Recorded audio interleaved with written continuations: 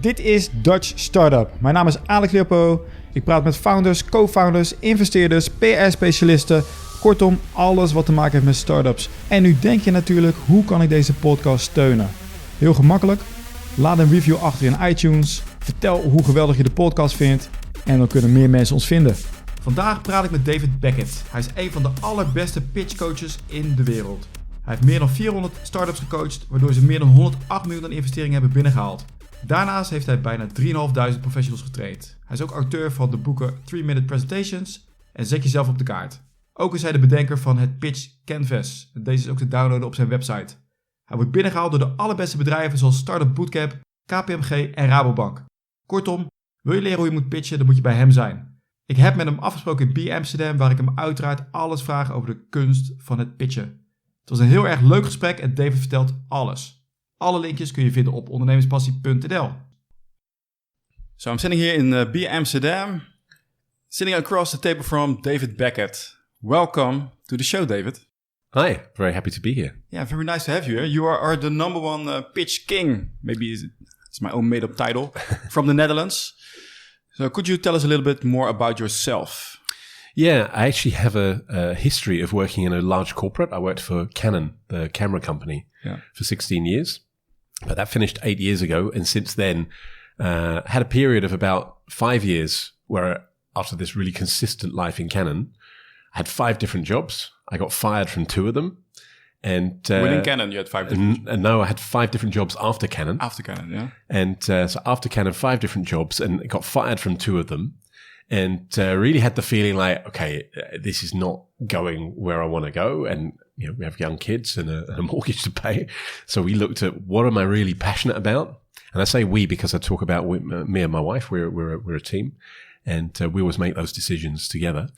And just looked at what am I passionate about? What do I love doing? And it's coaching people. And I'm fascinated by how presentation makes impacts on people's their confidence and their careers and so on. And I put those 2 things together and very quickly got connected to the startup world. And that turned into pitching. How did you do that? Because did you pitch already for Canon? Well, I was presenting a lot. So I had a reputation for being good at presentation. And I spent a lot of time trying to improve it. I was taught right at the beginning of my Canon career by a guy called Lance Miller. And Lance had worked in advertising for 20 years. So he was the guy who can make a little mouse look like a well-groomed elephant. And I was really, really shy. And he figured, okay, we have to do something with this guy. He started getting me to present the company. And he really forced me to learn how to do it. And I realized what a skill it was. And so I focused on it a lot. So every time I made a presentation in Canon, I'd talk to people and say, hey, what went well? What did you like? What didn't you like? And got a little network of people. We used to focus on it and help each other to improve. Good news for all the shy people out there who think it's a characteristic that you're born with it. It's totally not the case. Not at all. It's actually something that you can learn. It's like learning a musical instrument. You can learn how to pitch. And of course, character is something. Some people have just got a more outgoing character, but they still have to do the work to learn how to do it. But for shy people as well, you can do the work and at least get to do a good professional pitch. That's for sure. Okay. Were you already in Amsterdam? At Canon, I started in the UK, and then I came to Amsterdam in 1998, and actually moved to Vienna in 2003 and came back in 2007. Yeah. And this is my place. I love Amsterdam. Yeah, okay, great. Great to have you here. So you were connected to the startup scene. Yes. How did it get started? Actually, I pitched myself. So somebody said to me, yeah, you should get connected to startups because startups have a very specific moment when they have to present. Yeah. So I looked around and I heard about this organization called Startup Bootcamp, which is now a really big organization. It's an accelerator for startups, and they run a program. 10 teams go through a 3-month program, and it finishes in a big demo day. And the 2 founders at that stage were still searching for good startups. So they would do a thing called Pitch for Coffee. So we met in a cafe, and they would give you 5 minutes to pitch your startup. Now, I heard about this, and I decided, okay, I'll go and pitch myself as a mentor. And I sat down with Patrick, one of the founders, and said, yeah, Patrick, I'm not here to show my company. I showed him my book and said, I'd love to coach your teams. And he'd just written a book and he knew how much work it was, and he figured, okay, don't know this guy, but let's give him a shot. And I did a workshop. He said, okay, this seemed to go well. Just work with the teams. Did you have to pitch yourself? I really had to pitch myself. Okay. It really was really a pitch. It went well. And I started learning how to do it just by working with startups. I just started doing Post-it note sessions and randomly trying to find what's their story. But I also analyzed a lot of startup pitches from Startup Bootcamp and tried to work out what works and what doesn't. And through this kind of analysis and learning by doing, I started to piece together, okay, what is it? What is a startup pitch? Just like a real startup. Yeah, really. It really is that way. Yeah. I think it's a good description because, a good startup starts by testing stuff and trying stuff out and not trying to define everything in one hit. That's pretty much what I did. And what I also did was talk to the customers, and the customers are startups, but they're also investors. So my job is to make sure that when a startup explains what they're doing, the investor understands it and gets it. So for that to work, you need to know what the investors are looking for. So I spent a lot of time talking to investors. I would go to a pitch event, and then I go to an investor and say, hey, what did you like? Which one was the best? Which one was the worst? What did you like? What didn't you like? What did you miss? What's most important for you in a startup pitch? And based on that, I started piecing together a thing called the pitch canvas, which is a way of brainstorming for your pitch. So to everybody listening right now who needs an investor, this is really the man you have to listen now. Can't be beat. He's going to tell us all of his secrets. Absolutely. Well, maybe not all of them, but certainly some of the best. Most of the secrets, but the best is, of course, you have to talk to him directly. You can't learn it by listening to podcasts. But we're going to go deep. And maybe for a start, what do most startups do wrong while pitching? Well, there's a couple of things you can do wrong. Firstly, a lot of the time you have a limited time to pitch. Yeah. Quite often you have 1 minute, 3 minutes, and it's hard to do a pitch in a short time. And if you don't really focus on that time, then that can really go wrong. Everybody's got a different idea of what time means. So one person's perception of 3 minutes might be 5 minutes. Another person's perception might be 2 minutes. So I've been at pitch events, competitions, where there are 10 teams. They know it's a 3-minute pitch, and half of them don't manage to get finished within the 3 minutes. And you think, come on, guys, there's an audience, there's an opportunity. You might not always win, but you at least should be professional. So plan it, make a plan to get within the 3 minutes. That's the first thing. I think the next thing is, especially for short pitches, quite a lot of startups just wing it. They just hope that it'll be okay. Really? And you see a lot of unprepared. I have asked investors, what's the most common thing that goes wrong? And they say, startups not being prepared. They don't think about what the investor's interested in. They don't prepare the slides properly. They don't prepare the story properly. They just turn up and start talking. And with all their enthusiasm. Yeah. About the great idea. Which then of they course, get the questions. Yeah. Get shut down. And the enthusiasm is absolutely essential. Yeah. But you also need a structure for that. You need to be able to make sure that you cover all the bases. If you do a pitch to investors, you don't talk about the business model and you don't talk about what investment you're looking for, they will feel like you're just not serious. So if you're talking to investors, these are a couple of things which you almost definitely need to talk about. Yeah. On top of that, the enthusiasm is important. So you don't need to be completely controlled, but you just need a structure to plan. And you need a way of making it within those 3 minutes. Actually, that's one of the tips I can give is firstly to make a script, because 3 minutes, for example, is just too short. You can't remember because you're under pressure. So you need to have a plan and make a script. And if you make a script for 3 minutes, you need to make it between 130 and 140 words per minute. So for a 3 minute, for example, that's 390 to 420 words. And maybe also practice a lot. And then practice a lot. With a timer. Somebody says, stop, start. Absolutely. Yeah. But people can listen at a maximum of 150 words per minute. If you make it faster than that, they will just not get it. Tune out. Yeah. So you need to make a plan of 130 to 140 and then make that script. And as you say, then practice it and start to own it. Make it your own and verbalize that pitch. Yeah. Say it all out loud so that it's not reading your own text. Yeah, exactly. I mean, if you're reading it, of course it will feel like it's reading. Yeah. And if you don't practice after you've memorized, so the ideal is you think about what you're going to say, you make a decision about what you're going to say, then memorize, and then practice, and give yourself time for that 4 steps. Oh. So, couple of maybe basic mistakes, and not doing, not staying within the time, not using a structure, just winging it to investors who maybe they need 400,000, 500,000. Yeah.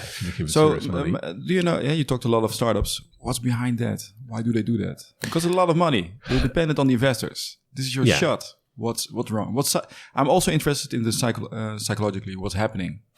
Well, there's one aspect which is that startups are in a hurry constantly, and I know this myself. I'm also in a startup right now, and we also make some of the mistakes that I see people I'm coaching, but learning all the time. But I think a lot of startups are they just don't have enough time, and maybe also inexperience. People are not used to it. If you're a young startup, you haven't got experience in a company, you maybe haven't worked with more experienced people, so you're finding out as you go. And I think, for example, organizing time, making sure that your productivity is in the right order, deciding what's a priority and what's not, that basically comes from experience. It's pretty difficult just to know that. Yeah. So I think that quite often goes wrong. But there's also a little bit, sometimes you see, I hear startups say, I don't really need to practice this. I got it. And I don't need your experience. Yeah. Just help me with it with a slide deck or something. And the slider, and I say, well, tell me your story. And they can't explain it. And, that's because they haven't done the work to just think it through in a logical process. And, they also have the curse of knowledge. Yeah, it's also a case. Sometimes you get a success with one pitch. Maybe you go to a competition and you win a competition. So you win Startup Weekend or something like that, and you believe, okay, I can do this. I've got this skill. But a pitch evolves, and the type of pitches you make evolves a lot. And just like your product evolves, the type of pitch you make evolves, and you need to keep up with that as a startup. It's infuriating for startups that you're constantly in this chase after funding. But I hear often from well-funded startups, I ask them, when did you start your second round? And they say, just before we finished the first. So it's a constant role of pitching and presenting, building a buzz around your story. So it's a skill that's essential, and it does need time. It does need somebody to focus on it in the team. And maybe they think also, I just need a pitch deck. If I can tell the facts correctly, they'll invest. Yeah, and that's the trick, is that people don't make decisions based on facts.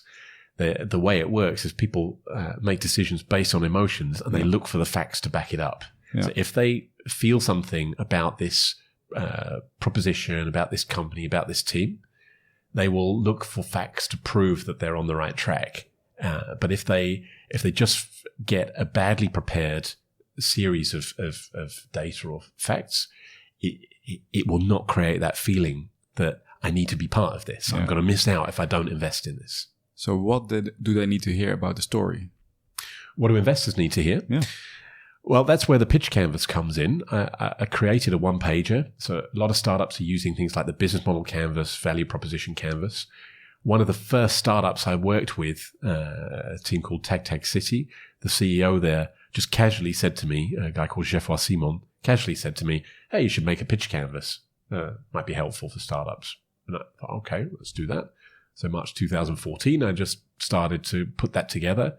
Oh. And it's in version 7.8 now. And what that... Did you skip a couple of numbers or? No, it's really, there's been, I don't know, about 67 different versions or something, with changes in questions, changes in content. Yeah. And come back to what are they looking for? So in the pitch canvas, you get 11 blocks. And in those blocks, you get a simple statement to start off with. So one thing that everybody can understand about the change you're bringing to the world. The biggest things out of those 11 blocks that the investors are looking for is the pain. What's the problem that you're fixing? How big is that problem? And will people pay to have it fixed? So those three questions are the very starting point. If you can't prove that, they're basically not interested. And so being absolutely crystal clear on the pain and the problem you're solving. Investors say to me, if there's no problem to be fixed, the product has no purpose.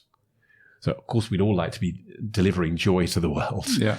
But people respond. More joy. Yeah, I would love it to be all about joy.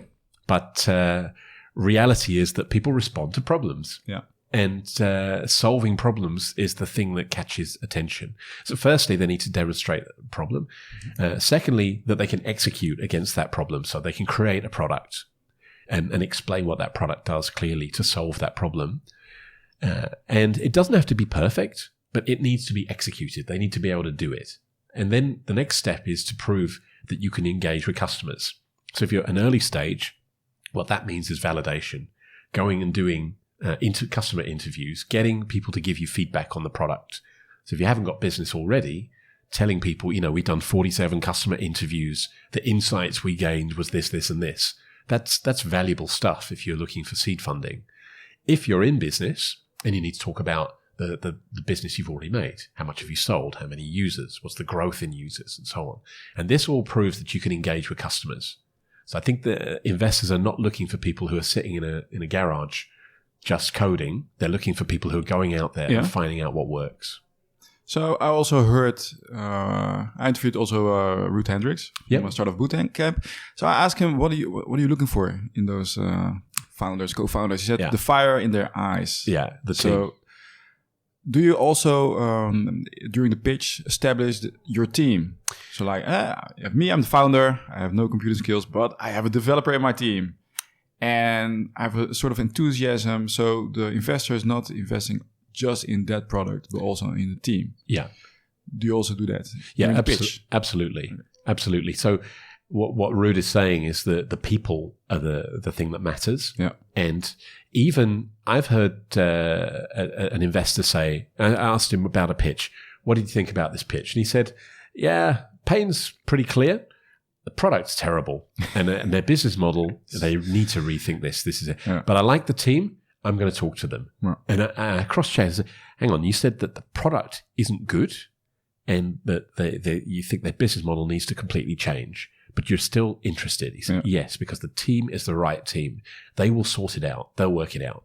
And that part of the fire in your eyes, why are you going to stick at this? Ruud's co-founder, Patrick, he always says, why are you going to do this 24/7? Why would you get up every day to go and make this happen? Because it's not glamorous. It's not as easy as it seems. It's going to be a load of work. Yeah. Why would you do it? And being able to express that. And that can come from 2 or 3 different things. It might be your own experience of the problem that you're solving. It could be something in your own life which connects you to the team or connects you to the idea of being an entrepreneur. But there needs to be something inside you which is the passion, that fire in the eyes. So when a startup comes to you and they say, please help us, I don't know if to do that, but I need to tell my story. You sit them down, tell me the story. What kind of tweaks do you make to their story? Maybe you have an example, concrete example about a startup that you helped. Good free publicity for the startup. So I hope they're still running. Actually, there's a great one. There was a team. So I coach on a program called the Green Challenge. Yeah. It's sponsored by the Postcode Loterij, and there are you can win 500,000 as a first prize, and 200,000 for second prize. And up until last year, 3rd, 4th, and 5th got 0. Yeah. Actually, they changed that last year. 3rd, 4th, and 5th got 100,000, which is great. But at the time that I met a guy called Ryan, he had a company called MooFree. And at that stage, it was really 500, 200, and 0. And I get them 2 days before they're going to pitch. And they pitch in front of 600 people at the Westergasfabriek in Amsterdam. So it's quite a big deal. And 2 days before, Ryan came in and he started talking about world waste, and he was explaining that the world is going to a mess, and it's all about deforestation, and deforestation is a big problem. And I was listening, thinking, I sort of get that's a problem. I don't know why you're telling me. I wasn't sure what he was doing. Mm-hmm. So in a 5-minute pitch, I was halfway through, where he'd explained about deforestation and something to do with agriculture. He'd also said something about proteins, and I really couldn't work out what he was saying. And then at a certain moment, he said, we're MooFree. we make milk without cows. And I was like, what do you do? What? And so that's two. So in my notes, I have a notebook with it where it says, I don't know why you're telling me this. I don't know what your business is. I don't know anything. So, and then you still didn't know. And then at 2:23 in my notes, it says, wow, milk without cows, 02:23. And so what we did with the pitch, and you can find it online, is that we completely changed it so that the first thing he said was, hi, we're moo-free. We make milk without cows. Now you got their attention. Now you got their attention. Yeah. And then we repeat it. Say, seriously, we make milk without cows. Let it sink in. And then he started with, we can do this because, and then he explained one thing about the technology. In his original pitch, he talked a lot about the technology and the science. People are not excited by that. They like to know that there's a better technology. So we told him one thing, and he said, and it's vitally important for 3 reasons. Now, anyone who knows my coaching, I'm addicted to the power of 3. And he was throwing reasons in the original pitch that were kind of a bit random. But by saying to people, this is what we do. This is one thing about how we do it. It's vitally important for 3 reasons. You take people in 15 to 20 seconds straight into the heart of the story. Yeah. And Ryan won 200,000 euros. He came second. First place was really good. But the second place... First place was the iPhone, right? Yeah, not quite. New iPhone. But it was also pretty darn good pitch. But he got that 200,000. And, you just have to think a little bit about what it would mean if you could actually make milk without cows. And just a side thing, they've replicated the proteins that cows make to make milk, and then they put it with biological materials, and it's pretty amazing. But the waste that happens as a result of cows for milk is massive. This literally could change the world.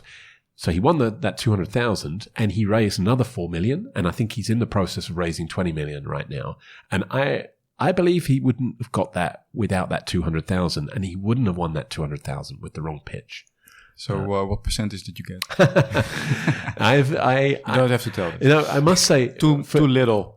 I can honestly say for Green Challenge, it's fabulous because it's all about companies that are about sustainability, about reducing CO2. I've seen some amazing ideas. This is one of the best products, I think, because I just saw a documentary on Netflix about the waste of deforestation, water waste, and wildlife of cows. Yes, the biggest problem. So this, just heard it. This could be a real game changer. So pretty awesome. Yeah, and actually, I noticed that I coach all kinds of startups, tech startups who are making parking apps. Do you have a terrible startup? Because this one is like, this is a beauty. Milk without cows, I'll take it. Yeah, no, it's when you work on teams that are doing social entrepreneurship, you find that you do your best work because you can actually make a difference. Sometimes you meet startups who are just looking to sell to Google. That's they start talking about their exit plan within minutes of the starting of the coaching. To be honest, I'm not really interested in companies like that. No. I don't really care because they're not in it for the reason that they should be. There's no harm in wanting to make money, and I'm absolutely in favor of that as well. But I think your starting point should be you want to solve something. You want to make something better for people. And it doesn't have to be changing the world, but your starting point should be, I'm passionate about making something better. So we have one of the best products I heard in a long time. You have the people who want to have a quick exit. Yeah. Is there some middle ground that you're like, it's a good product. It's not changing the world. I think there's loads, actually. So how am I going to tell this to investors? Yeah. There's a lot of great ideas out there. And one of the difficulties with pitching to investors are looking for the unicorn, the 10x, the 1 billion, the company that's going to scale massively. Yeah. I think there's a lot of ideas out there that with the right funding can double, can triple. And they're not going to be, 1 billion companies. They might be a 1 million, a 5 million, a 10 million. And I think it's a bit of a pity that there's such a hype to only go for that top end. There's loads of companies out there. I just give an example. Maybe this one will go really big, but I think it's more than likely to be like a 10 million company or something. There's a company called Inkomen, and what they've done is connects all the pieces of information that you get as a student into one app. So scheduling and exams and results and messages from your teacher and uploading assignments, all this stuff, they put it into one simple app and they charge almost nothing for it. I think it's a brilliant idea. I'm not sure how really worldwide scalable it is, so it's not going to be Facebook, but I think it's a brilliant idea. And they've raised some money, and I think, luckily there's some people out there that see, hey, this is something that makes something better, and it's going to be a pretty decent business. Maybe it's a good example. How would you pitch that idea? Yeah, he did it really well, actually. You can find his pitch on Did you YouTube. help him with this? Actually, I didn't. It was another guy who I've worked with in the past. Now, maybe one you helped with. So not the most brilliant idea. It's a good idea. Maybe I'm looking for something that's a little bit more difficult than we can duplicate your body. Yeah, actually, there's a good... So it's. I think it's harder if it's maybe an example where you really need to tell the story to sell it. Or you have to make the investors know about the problem. Yeah, maybe they didn't know about it. Yeah, there's a good one. There's a team called Printer. It's Printer without an E, so PRINTR, and they were in Startup Bootcamp a couple of years ago, and they have an operating system for 3D printers. So people think that 3D printer, you just plug it into your computer and away you go. Guilty. But as soon as you look a little bit into it, you realize, okay, that additional dimension means that you've got a whole load more complexity of setting something up, of getting a design to print like you want it to. So they really had to establish, firstly, that industry is growing. Secondly, that people are buying them and not using them because they don't know how to use them. And they created something which made it more modern and easier to use a 3D printer. Mm-hmm. So we worked a lot on, people are using 3D printers, but they don't use them, and use data to prove that, and then show screenshots of the current tools to help you use a 3D printer, and then show their brilliant product. And that process, it's a hard ask because you're a little bit dependent on 3D printing growing as a product. You've got to get investors to believe in something that's not only your product. How do you make investors believe? Except for the data. Well, the data is one thing, and the other thing is determination of the team. And the guy who pitched it, the CEO, Dower, he had a real good experience working with him. He about 7 weeks into the Startup Bootcamp program, he had a pitch in front of investors, and in his own words, and we talked about sharing this information, it went horribly wrong. He absolutely froze.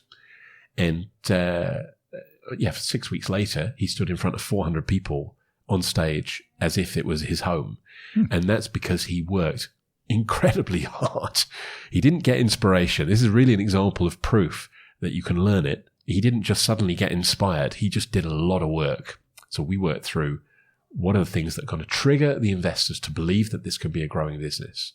And they'd also got connection on a couple of really interesting projects. There's the Elon Musk Hyperloop, their products being used in that, for example. So we use some of that as social proof and belief. That's sort of visionary stuff. You create a vision for what's happening in the future before it happens now. And they did a great job. They've been well funded. They've been growing. And I think they might even be a little bit ahead of the curve and ahead of their time, but they're great people and they have a clear vision. I think they'll succeed. So how do you get started with this? You have the pain point, the vision, the customers. Yeah. You have the canvas. Yeah. So how many ports are on the canvas? I'm really looking at, for the startups who are listening right now, how to start. They can download the canvas, right? Well, download the canvas. Yeah. And the thing to do is what a lot of startups do. This is the other big mistake that actually anybody making a pitch or a presentation makes. They think they can make a pitch in PowerPoint or Keynote or Prezi or whatever they do. But the starting point is go away from the software and start thinking. And once you start thinking creatively, you start to get your thoughts out of your head. And the idea with the pitch canvas is you draw it up on a flip chart, get some Post-it notes, and just think about everything to do, for example, with the pain that you're solving. Then talk about or write down everything that you might talk about regarding your product. And as a team, you can do this so that you get 3 or 4 different people. They all put their ideas up. And like any brainstorm, you get a lot of ideas. Then you start clustering, take out the duplicates. And finally, you will find, okay, these are the main things that we want to talk about. And you do that with the whole canvas. So pain, product demo, what's unique, customer traction, and so on. And once you go through that process, you find it a lot easier to build a pitch script. So can you, you said about the 3 reasons. Yeah. If you do any more, people won't get, if they don't get convinced after 3 reasons, the 4th, 5th won't help, right? That's right. So the power of 3 is it's another approach that you can use. So for example, if you want to tell them the great things about your product, you might want to break it down to the 3 most important things. Yeah. And if you say to people, there's 11 things I want to tell you about my product, of course they think, oh no, do I have to listen to all this? If you tell them, there's so many things I could tell you, but I'd like you to remember 3. Yeah. Here's the first. You're absolutely guaranteed to have their attention, because what you tell them is, I've done the work to make this simpler for you because I know your time is limited. And that causes people to be more interested. So what do they teach about their charisma? Things like that. Yeah, this is a tricky one because it's the one thing you can't coach. I personally believe that having a professional approach is the basis for charisma, actually. If you're incredibly professional, people are drawn to you. And that's what charisma is all about, is getting people to be drawn to you. And I think if you're professional and organized, and you have a plan from the very first second to the last, that is the first step. But the other part is it's a lot about your passion. It's a lot about being really, truly committed to what you're doing, and creating a kind of a buzz around what you're doing, getting people excited, getting that hey, I want this guy to succeed factor. And I think that's really hard to pin down, actually. I was once asked, how do I make myself likable on stage? I just don't have an answer for that question. I actually wanted to, I was going to say, be a more likable person. I don't know. It's actually... maybe also it's about congruency. So if you... your demeanor is the same as you're not in your head. You're not thinking about what I have to say literally right now. That's right. So those kind of things, people, they see that. They think, okay, it's okay. Everything checks out. Yeah, I think that's important, is that you're in line with the person that you are. You're not trying to be a pitcher. Yeah. You're telling the story of the work that you're doing and the change you're bringing. And I think that's an important shift that people need to make. I've been coaching a few people who are really good in one-to-ones and they struggle in front of a stage. Yeah. And then they say at some moment, I hate this pitching thing. And I say, well, what do you like doing? They say, I like selling.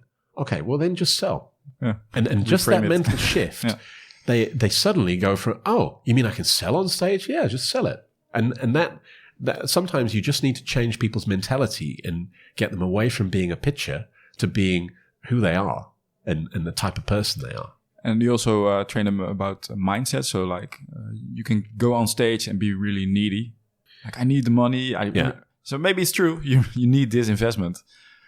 So you get nervous about that. Do you do something? Do you work on them? Yeah. There's a couple of small things. Actually, the very last words you say, for example, in the pitch, a lot of people say, thank you for your attention. But sales theory shows you that by saying thank you for your attention, you've said, I needed your attention. And that puts you in a needy position. Now, you might make a conscious decision to do that for some reason.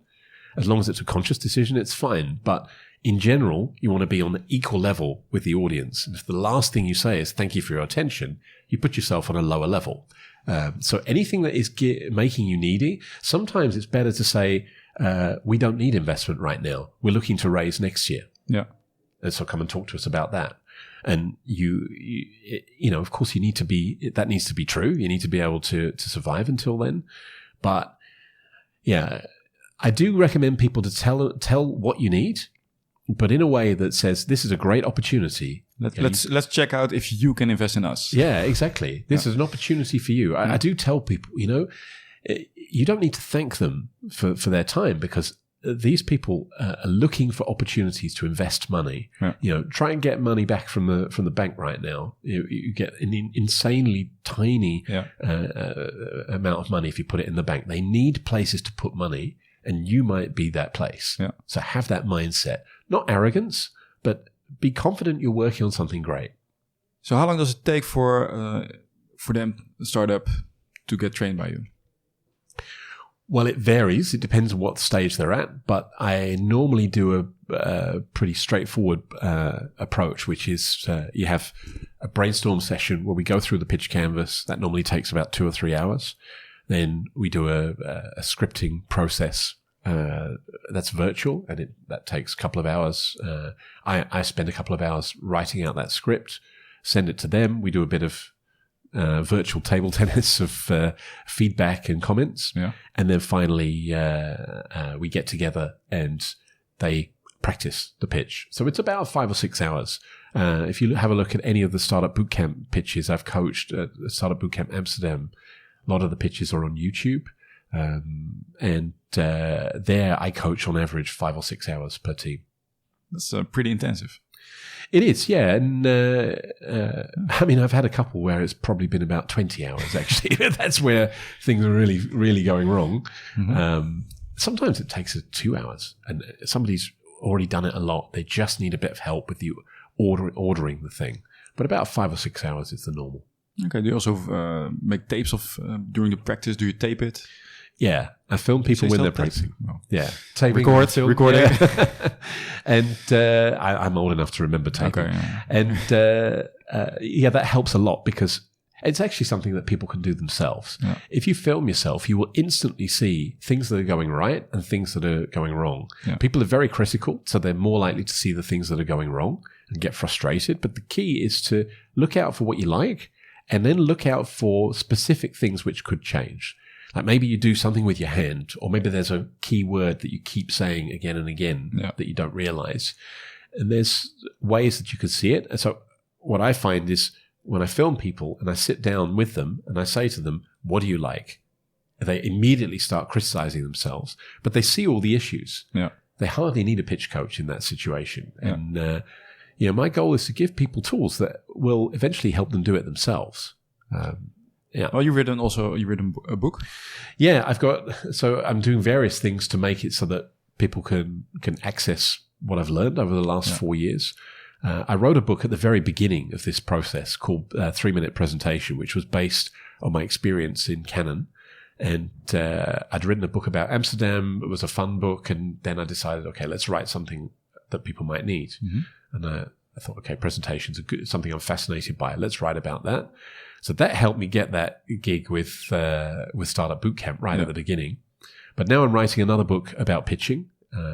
Haven't quite decided the title, but might be Pitch Everything Everywhere, but I'm not sure. But it will have pitch in the title, and that will come in September. Oh, great! And the other things I'm doing is making video courses, and I'm in a startup to help startups be able to do that 5 or 6 hours coaching thing on their own. It's called Pitchy, and that will help startups to script, design, and deliver their pitch using online tools. Yeah, just with so you have the canvas, fill in the canvas. We create templates. So for the pitch deck also. What happens is we separate script, design, deliver. So first write the script. And we give a set of blocks. So, for example, if you've got a 3-minute pitch, we've got a template for that. And we give you suggested topics, and you can choose topics that you want to focus on, but from the pitch canvas and some other bits and pieces.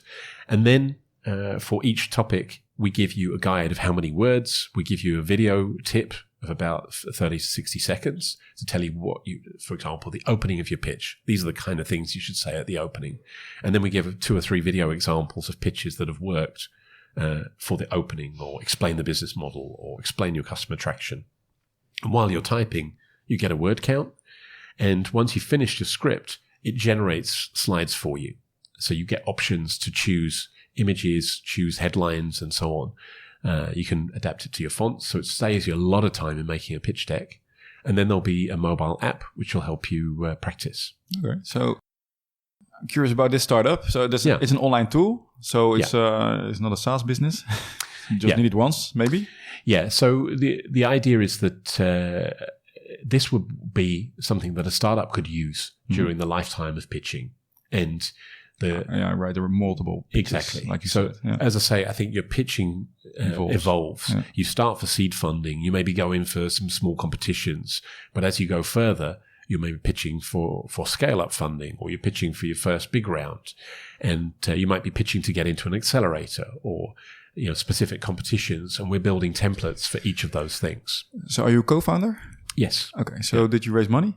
Not yet. We haven't tried to. Actually, we've been bootstrapping so far. We have 2 corporate customers, ING and PwC. So we've been testing also at Startup Bootcamp with a number of teams. And we're currently rebuilding the UX, and it'll be available in a couple of months' time. And that will be available for any startup around the world. Without raising money? Without raising money, we can... Why is that? Well, the first step is actually no capital. We're really doing it... We're all working on other stuff as well. So we're funding it with interns, and actually we have an amazing intern who built the first version. And so we've really been bootstrapping.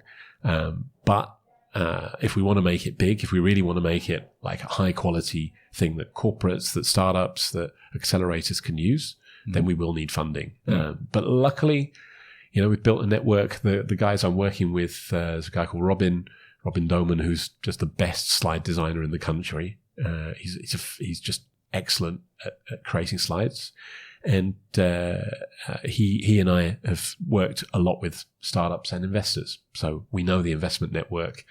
They know us. I think we have a good shot to raise money. Nothing's ever guaranteed, but we should be able to. So you have the pitch. You're the pitch coach. But you also work with those startups with, okay, let's work with the investors ahead of time. Something like that. Maybe you get an introduction. All the authority, social proof, those kind of things. Before you go into the pitch, you do something about that also. Yeah. How do you mean? Well, I can. You can have a cold pitch, like they don't know you at all, or do you work with them and say maybe you should get to know a friend of the investor or a client of the investor, something like that. Yeah, it's like a negotiation, right? So, there's some specialists on how you should approach the whole investment thing. So I think the pitch is only a piece of the story. Yeah. I've really decided to stick to one thing. I find that if I do anything that isn't purely on pitching, it gets a bit flaky. Yeah. And I've learned that focusing, they say to every startup, focus. But I find the benefit every day, because all I do is listen to pitches, work with teams to improve their pitch, and use what I learn to help the next one. And now I've worked with over 450 startups. I've coached 3,500 people in large companies. And every time I do it, every workshop, every coaching session, I learn something new. Even if it's just one way to explain something better, you learn something every time. So I'm constantly trying to improve, because, there's no silver bullet for this. As I say, it's just work. But I really want people to be able to do this. So I just focus on that piece of pitching. And there's a few other people that can guide you on the whole process. I give a bit of advice, but nothing special, I must say. Okay. And you're also creating your own online courses? Yes. Are you going to sell this on your website? Yeah. What's the plan? Actually, I've found a brilliant platform. If anybody is thinking about making video courses, they should check teachable.com. I think it's a fabulous platform. I'm building my academy at the moment. It's really different to some of the other platforms like Udemy and all of those. They're perfectly good, but Teachable lets you make your own academy. And so I'm making a series of video courses. And these are themed around, for example, manage your nerves or beat your pitching nerves, then 1 minute pitch and 3 minute pitch. Yeah. And if there's a competition, for example, the Accenture Innovation Awards, I'm going to make a video course specifically for making a 1 minute pitch for that competition. So it's targeted towards people who have very specific pitching needs, and it packages up the things I've learned. And it's high quality video. I've got a cameraman investing money in production, because I think it needs to be, I think the quality of video and so on helps people learn better, actually. So investing a little bit of money into it, but I really want to get the stuff out there so that more people can be able to do this. Yeah, and this is also for worldwide, not just for Holland, right? Absolutely. Okay, great. Yeah. So when is the course due? So the first course will be available at the end of May. It's already in pre-sales. Yeah. We're just editing. We already filmed the Manage Your Nerves course. And over the course of the summer, I'm going to at least have 3 courses live, 1 minute, 3 minute, and probably the Accenture Innovation Awards pitch. Yeah. So they'll be finished all between now and July. And but the Beat Your Pitching Nerves is already available. Okay, great. Is it? Do you have to pay for it? Is it free? It's there's early bird pricing, so it's going to be launched on May 31st. Yeah. Final price would be €49. Yeah. And at the moment it's €19. They also get a PDF of my book for that. Oh. The idea is just to give people access, get some people in, and get some feedback on what they like, and if there's a way to improve it. And of course, the people that buy it, they have lifetime access. So if there is an improvement, they get the improvement. Get it also. Okay. Yeah. So if people want to contact you, like the startups who are listening right now, I need a startup coach. Teach me in a day to be brilliant, or maybe a little longer. So you have a new website, or the rebranding? You're rebranding your name? Yeah. So I've been my past branding is best3minutes.com. Yeah. Actually, I'm switching to pitchprofessionals.com, pitchprofessionals.com. And my Twitter handle is pitchprof. So that's in process right now. I'm switching everything right now. So people can find me also on LinkedIn. I'm very easy to find on LinkedIn. And actually, that's the way I connect with a lot of people. And hurry up, because you're booked about 3 months in advance. Yeah, at the moment, it's 2 or 3 months in advance, 80+%. Yeah. So if there was somebody who wants some help the back end of this year, that's better to book it now. Yeah. But there's always a chance. I also do open workshops. So I offer an open workshop. That's people get a 5-hour workshop for less than my hourly rate. And the goal there is that they get the tools and they get a chance to practice with other startups and other people interested in pitching. Yeah. Oh, great. Thanks. It's already 46 minutes. Okay. So it was great talking to you. And I think it's fascinating how to tell the story, how to give the idea, and how to raise the money for the brilliant idea. I think it's a great art. So I really like how passionate you are about it, because you've been doing this for a long time. So. Yeah, for 4 years already, and I just love it. It's not like work. It's like breathing. You're lucky. Yeah, absolutely. I found something, as I said, I have 5 jobs before this. Yeah. So I had a long-term job where I felt happy pretty much every day working at Canon. And when my job moved to England, I decided, okay, this is it. Then those 5 jobs was really destabilizing. And then found this. And luckily this combines my passion and what people seem to like. So all the links will be in the show notes. And thank you very much. Thank you. I enjoyed it. En dat was hem alweer. Laat even weten wat je eraan hebt gehad. Wees niet verlegen. Laat me weten wat je ervan vond. Stuur een mailtje naar Alex@ondernemerspassie.nl. En of laat een review achter in iTunes. Dit is echt heel belangrijk. Hartelijk dank en tot de volgende keer.